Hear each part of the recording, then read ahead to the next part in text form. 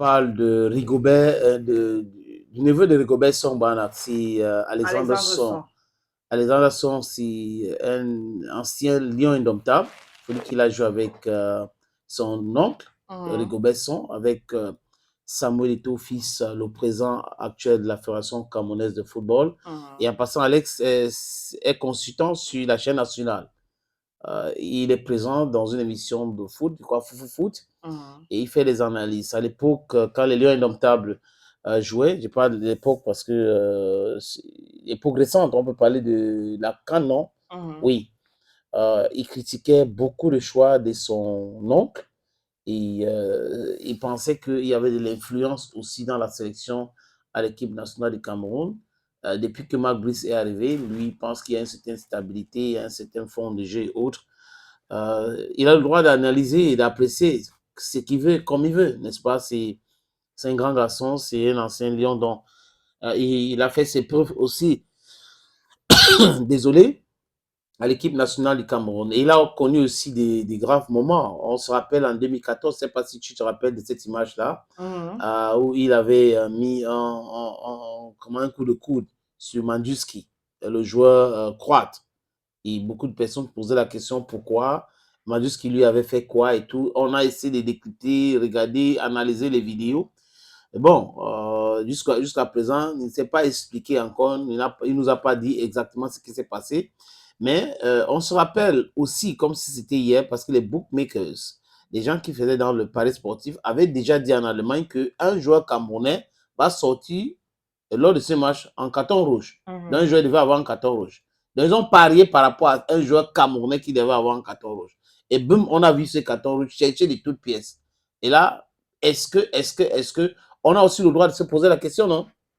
Bon, on a aussi le droit de se poser, c'est Il vrai, faut c'est qu'il vrai, nous de se poser. explique exactement ce qui s'est passé. Est-ce qu'il y a eu de l'influence? Est-ce que c'est une question qui mérite aussi des réponses. Maintenant, ce n'est pas à lui de répondre s'il est devant un journaliste, un blogueur, un influenceur qui lui pose des questions. Il faut aussi lui poser la question dans ce sens-là pour Mhm. qu'il puisse répondre. Maintenant, il ne va pas se poser des questions et répondre lui-même. Et devant Philippe Simon, je ne sais pas si tu as regardé cette vidéo qui circule déjà sur les réseaux sociaux.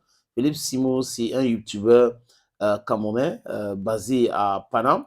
Mhm. Et il a interviewé donc Alex Son. Dans cette interview, Alex Son a déclaré des choses concernant le brassard, parce qu'on sait qu'il y avait une crise profonde dans la tanière. À l'époque, quand Paul Le Guen a décidé d'échanger le capitaine de son équipe, il a dit il ne peut pas être sélectionné de l'équipe nationale du Cameroun et que Samuel Eto'o, qui était l'un des meilleurs joueurs au monde, est là et il n'est pas capitaine de cette équipe.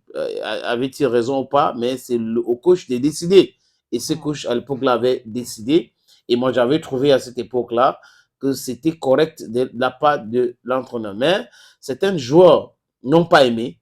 Ils ont voulu que Rigobert reste capitaine de l'équipe et tout le monde a vu ce qui s'est passé avec Rigobert en 2008 contre Zidane. Le Cameroun a perdu la finale au Ghana Mhm. parce qu'il perdait déjà sa lucidité. Et bon, bref, il n'a pas voulu lâcher prise. Et ça allait dans tous les sens. Les médias ici, les gens, nous et tous les autres, c'était il y avait même des tirés à gage.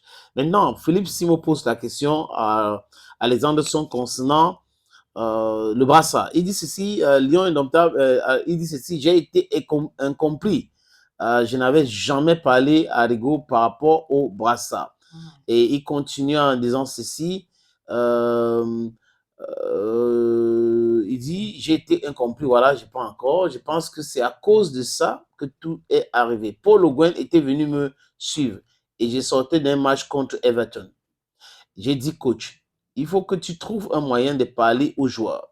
Je ne voulais pas lui dire ce que j'avais entendu, mais j'essayais de sonner l'alarme, de le mettre en alerte, mais lui, il ne faisait que me parler du brassard et c'est comme ça que mes problèmes ont commencé. C'est inadmissible que en Coupe du Monde, Alexandre Son pas joué et mis au banc. Il dit c'est inadmissible que Alexandre Song, qui pas joué la Coupe du Monde 2010, soit mis au banc. Donc, pour lui, il était l'un des meilleurs à son poste et que ce n'était pas normal pour qu'on le mette au banc. Il continue, j'ai dit à Paul Le Guen que je suis le meilleur à mon poste sur le rectangle vert. Ramène tout genre d'entraîneurs au monde ici et on nous fait jouer 11 contre 11.